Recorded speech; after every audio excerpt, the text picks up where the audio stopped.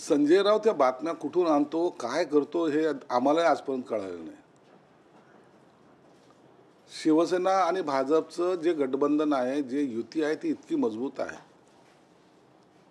आणि with understanding आम्हाला खाजगी सचिव कोणते नेमायचे याबद्दल कुणाचं काहीही ऑब्जेक्शन नाही. मुख्यमंत्र्याचं नाही, उपमुख्यमंत्र्यांचं नाही.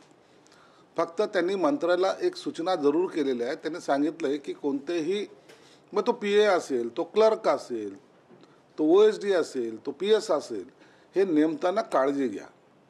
मंत्रालयामध्ये काही अधिकारी असतील, काही कर्मचारी असेल, त्यांच्यावर जर एखादा आरोप प्रत्यारोप झाला असेल तर त्यांच्यापासून थोडं सावध राहा. एवढी सूचना त्यांनी केली. याच्यापेक्षा व्यतिरिक्त त्यांनी कोणताही आमच्यावर ना प्रेशराईज आहे, कोणता अधिकारी नेमाला काही नाही आहे. परंतु त्याचा गैरसमज याशी जे पसरवण्याचा प्रयत्न करतात, मला वाटतं त्यांना आणखीन हे प्रशासन कळालंच नाही. त्याचबरोबर संजय राऊत यांनी म्हटलेलं आहे की वर्षा निवासस्थान सध्या रिक्त आहे, मोकळं आहे, तिथे कोणी राहायला जात नाहीये. मुख्यमंत्र्यांचं निवासस्थान आहे, मात्र मुख्यमंत्री तिथे जायला घाबरत आहे, कारण तिथे काही काळी जादू केलेली आहे. यापूर्वीचे जे भूतपूर्व मुख्यमंत्री होते त्यांनी तिथे काही जादू केलेली आहे. त्यामध्ये राहण्यास, झोपण्यास, रात्रीचं राहण्यास देखील घाबरत आहे. त्याचं रिनोव्हेशन होईल, तिथे काही बांधकाम तोडलं जाईल, तिथे जमिनीखाली खोदून बघितलं जाईल काय आहे आतमध्ये वगैरे सर्व असं त्यांनी. अहो, काळे जादू ही आम्ही पाहिलेली आहे. आम्ही जेव्हा शिंदेसाहेब मुख्यमंत्री झाले ना, त्या टायमाला त्यातून काय काय काढलं ना, ते खरं तर तुम्ही शिंदेसाहेबाला विचारायला पाहिजे. हे धंदे आमचे नाहीत आहे. आम्हाला त्या भानगडीमध्ये पडायचं नाही. अशा काळ्या जादू करून, बंगालचे जादूगार बोलून जर सत्तांतर होत असेल किंवा सत्ताची खुर्ची टिकवता येत असेल, मग तर दुसरं काही करायची गरजच नाही. मग एकनाथ शिंदे साहेबांनी जर मग एवढ्या सगळं जादू केल्या असत्या तर मग ते कंटिन्यू मुख्यमंत्री राहिले असते. असं कोणत्या जादूनी डोन्याने जर राजकारण चालत असेल तर मला वाटतं अंधश्रद्धेला खतपाणी घालायचं काम हा संजय राऊत करतोय. त्याच्यावर काही अवलंबून नसतं. तुम्ही राजकारणामध्ये अशा गोष्टी ज्याला फालतू गोष्टी समजल्या जातात त्याच्यावर विश्वास ठेवून काम करणारे हे उबाटाचे नेते लोक आहेत. म्हणून आमच्याकडे ह्या जादू किंवा देवेंद्र फडणवीस साहेब सुद्धा ह्या गोष्टीला मानत नाहीत. मुख्यमंत्र्याचं निवासस्थान होतं, तिथं असलेले सर्व सामान वगैरे सर्व काढून पुन्हा रिन्युएशन. आता साधा मंत्र्याची जरी कॅबिन असेल किंवा एखादा बंगला असेल, आम्ही राहायला जाताना काय करतो, त्याला थोडं आमच्या पद्धतीने रिन्युएट करतो, त्याला थोडीसं साफसफाई करून घेतो, त्याला कुठं कलर मारतो. या सर्व करायला थोडासा वेळ हा जातो आणि म्हणून त्यासाठी काळी जादू आहे, मग आता ते खणून पाहणार आहेत, कुठं काय गाडलं आहे का. या सगळ्या बकवास गोष्टी फक्त संजय राऊत शिवाय दुसरा या महाराष्ट्रात दुसरा कोणी करू शकत नाही.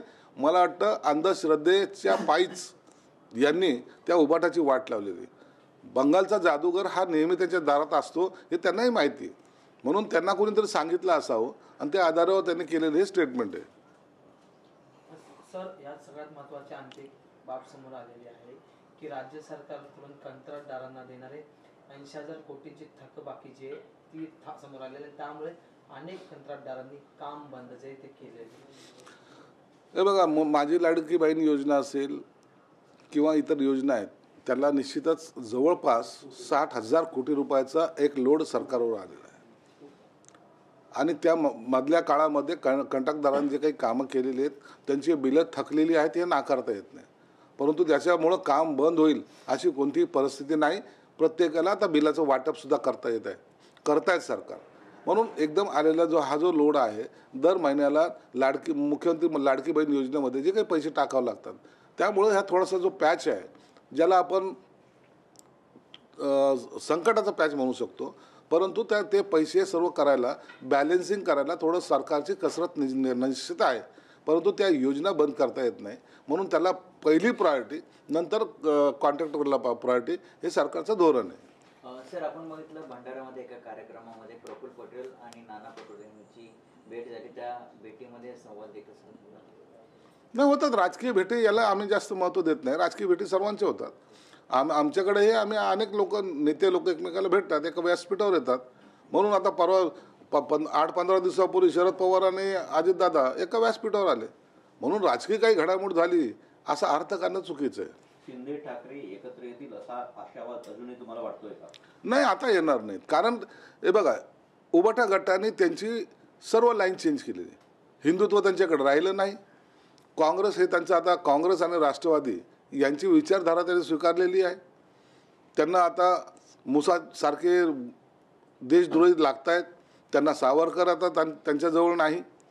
सावरकरवर टीका करणाऱ्याच्या बरोबर ते मांडीला मांडी लावून बसलेले आहेत. म्हणून आता ते इतक्या दूर गेलेले आहेत. आता ही पुन्हा एकत्र येणं शक्य नाही.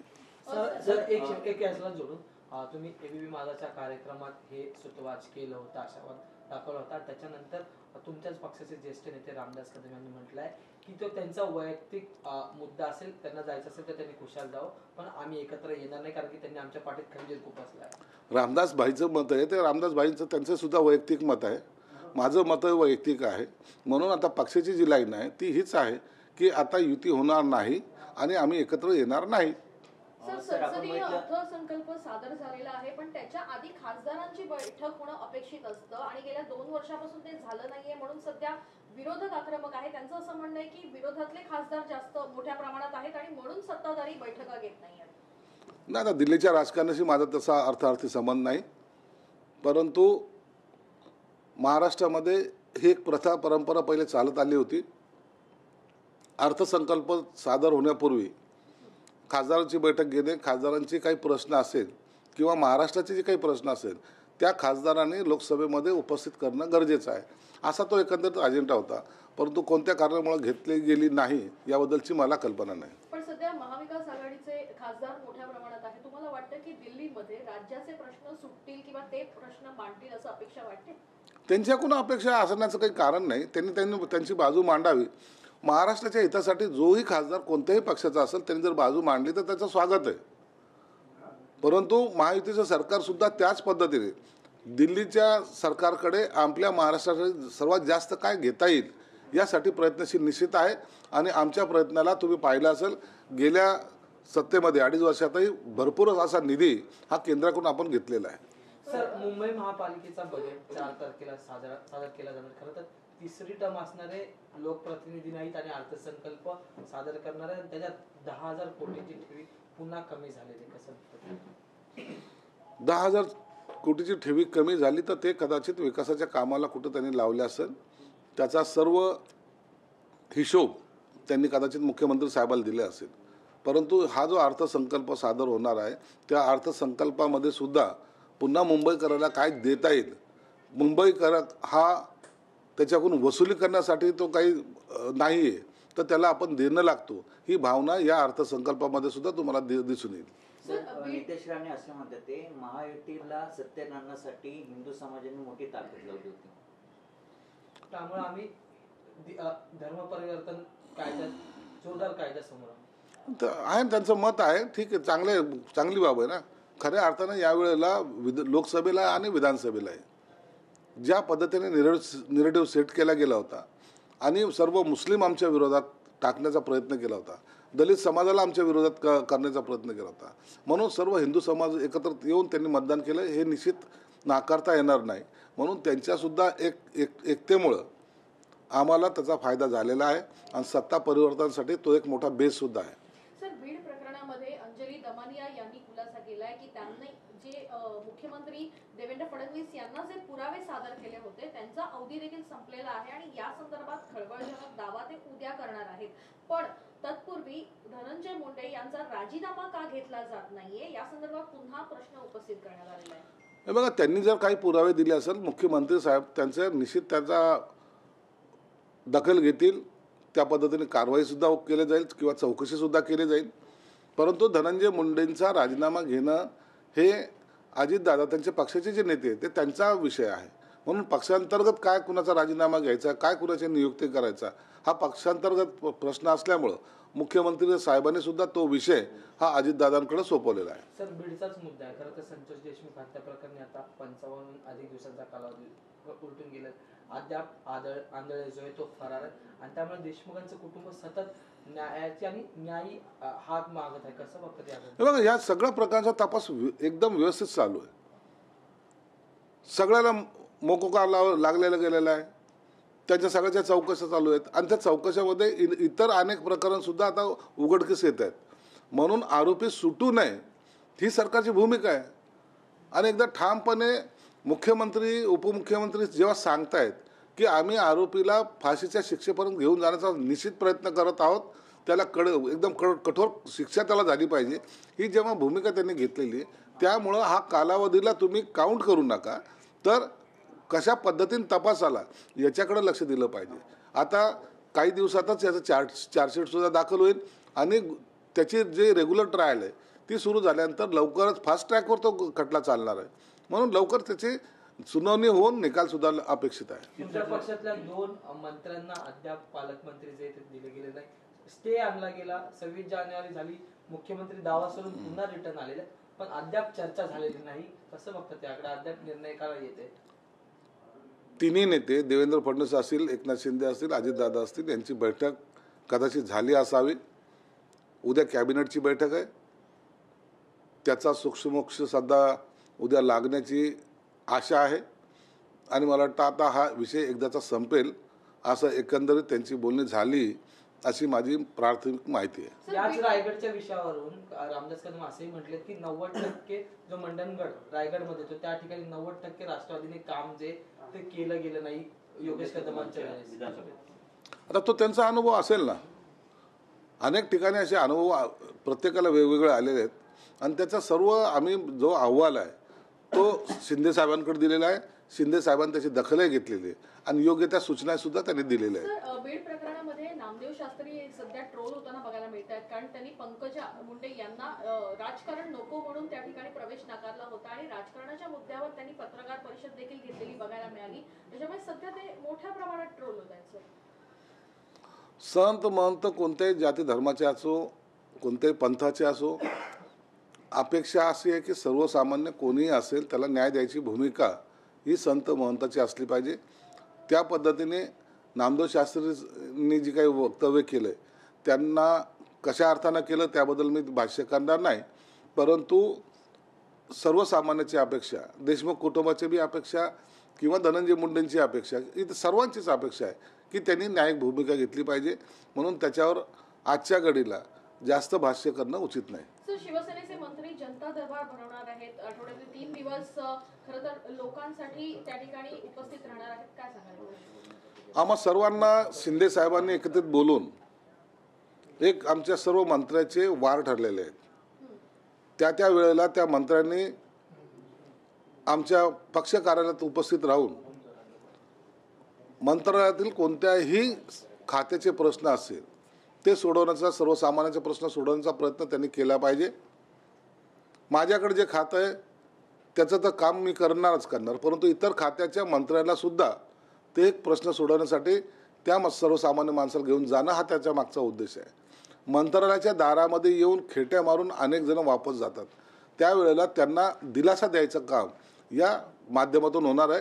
म्हणून बाळासाहेब भवनला सोमवार ते शुक्रवारपर्यंत सर्व मंत्र्यांच्या या त्याला ड्युटी म्हणता येणार नाही पण जबाबदारी वाटून देण्यात आलेल्या आहेत. पण मुंबई महानगरपालिका किंवा इतर महानगरपालिका निवडणुका तोंडावर आहेत आणि अशा परिस्थितीमध्ये सगळेच राजकीय पक्ष आपापल्या परीने तयारी करताना बघायला मिळतात. महायुती म्हणून एकत्र लढणार असल्याचं जरी वारंवार सांगण्यात आलं असलं तरी भाजप मात्र स्वबळाचा नारा अनेक ठिकाणी देताना बघायला मिळते. शिवसेनेची भूमिका काय? बघा, भाजप पक्ष आहे त्यांचा, तो त्यांनी त्यांचा नारा द्यावा, त्यात काही गैर नाही आहे. आम्ही पण दरवेळेला सांगतो की आम्ही महायुतीमध्ये लढणार आहोत. महायुती बरोबर लढल्यानंतर मुंबईची जनता ही तुम्हाला निश्चित बहुमतामध्ये या मुंबई महानगरपालिकेमध्ये सत्तेत बसवेल. परंतु ऐन वेळेची परिस्थिती काय होईल, कोण युती कितपर्यंत टिकेल नाही टिकेल हा प्रश्न आता उपस्थित होत नाही. परंतु आम्ही महायुती म्हणूनच लढण्याच्या भूमिकेत आहोत. तरी प्रत्येक पक्ष जशी तयारी करतो त्याच पद्धतीची तयारी आम्ही प्रत्येक वार्डात केली आहे. पण एकूण भाजपनी जर सोबळ्याचा नारा दिला तर शिवसेना देखील तितकीच तयारीनं उतरेल. शिवसेनेची तितकी तयारी आहे का? निश्चित तयारी असते, प्रत्येक पक्षाची असते. आमची तयारी आहे, आम्ही तेवढी तयारी निश्चित करतो. परंतु पुन्हा सांगतो की आम्हाला महायुतीमध्ये लढणं, आपल्या मतामध्ये फाटाफूट होऊ नये म्हणून आमची ही भूमिका आहे. याचा अर्थ असा नाही की आम्ही तयारी करत नाही, आम्ही प्रत्येक वार्डामध्ये तयारी करतोय. प्रत्येक वार्डामध्ये बैठका आमच्या सुरू झालेल्या आहेत. झोन वाईज आम्ही बैठका घेण्याचं सत्र सुद्धा आमचं सुरू झालेलं आहे. मागच्या आठवड्यात मुंबईतील माजी नगरसेवकांनी तुमच्या शिवसेनेचा पक्ष प्रवेश केला होता. शिंदेच्या नगरमध्ये पण ठाकरेंना धक्का देण्यात आला आहे. पुढे चालून काही पॉलिटिकल करेक्ट कार्यक्रम आहे का? काही मोठे प्रवेश आहेत का? मोठे प्रवेश दर आठवड्याला आहेत. आता प्रवेशाची ही प्रक्रिया सुरू झालेली आहे. माजी आमदार आहेत, काही पदाधिकारी आहेत, काही आजी आमदार आहेत, या सगळ्यांचं खासदारापर्यंत हे सगळं चाललेलं आहे. म्हणून हे एक स्टेप बाय स्टेप शिंदेसाहेब कोणताही निर्णय घाई गडबडीत घेत नाहीत.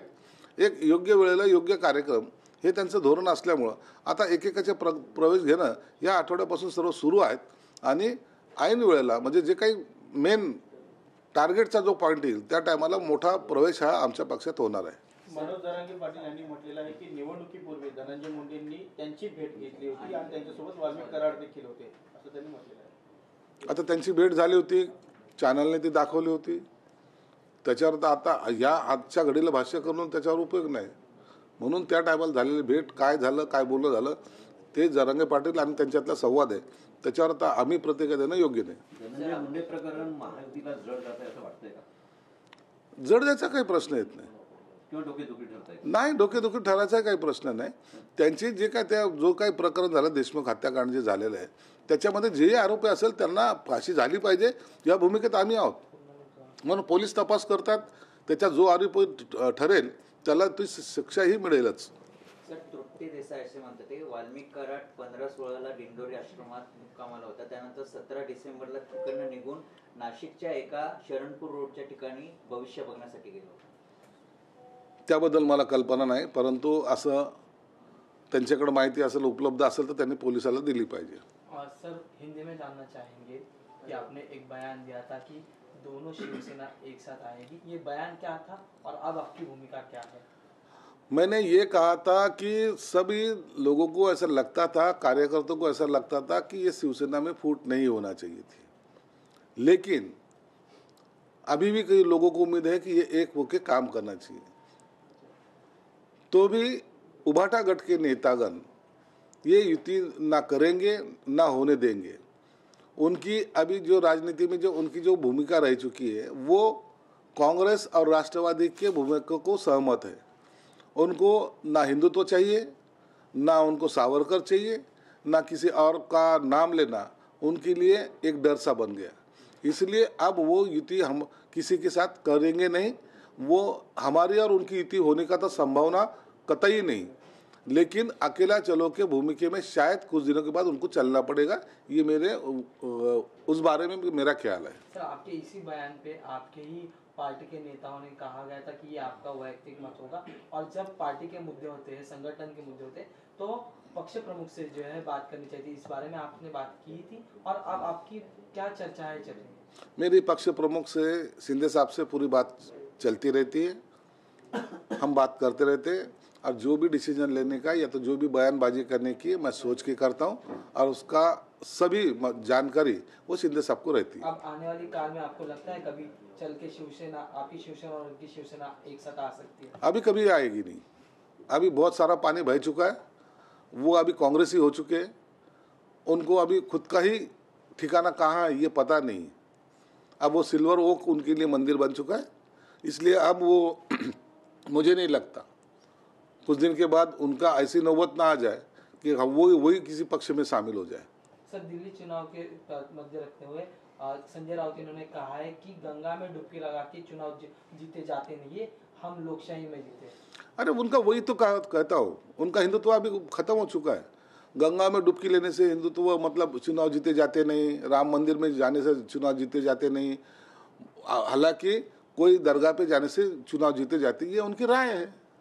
सर, आखिरी 2 सवाल है, उसमें से पहला है कि 4 तारीख को महाराष्ट्र मुंबई महानगर पालिका का बजट जो है वो सामने आएगा.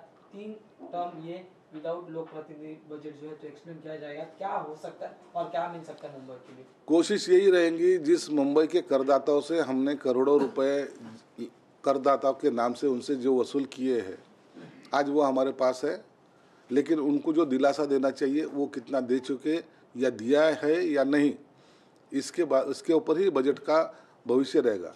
हम चाहते मुंबई के लोगों को सबसे ज़्यादा सुविधा देना चाहिए, उनसे कर वसूली जो करते उसका रिटर्न्स उनको मिलना चाहिए. इसलिए आने वाले अर्थ संकल्प में उसका छवि आपको दिखाई पड़ेगी। राज्य सरकार के जो कॉन्ट्रैक्टर है उनके पैसे दिए गए नहीं है, 80,000 कोटी की जो है पेंडिंग है, इसलिए कंत्राटदारों ने पूरे महाराष्ट्र में काम बंद किए।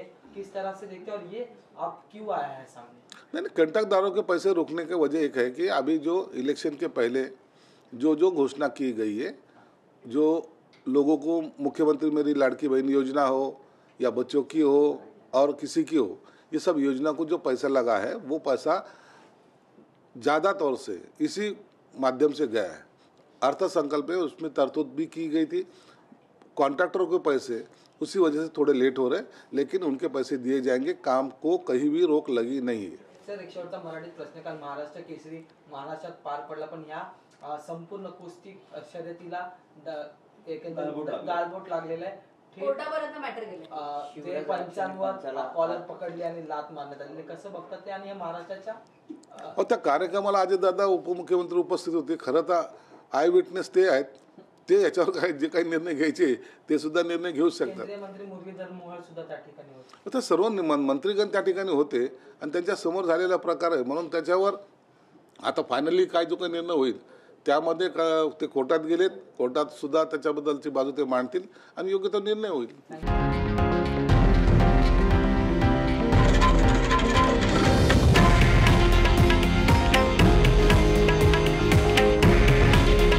हे आहे देशातील नंबर 1 न्यूज नेटवर्क आणि आपण पाहत आहात TV9 मराठी।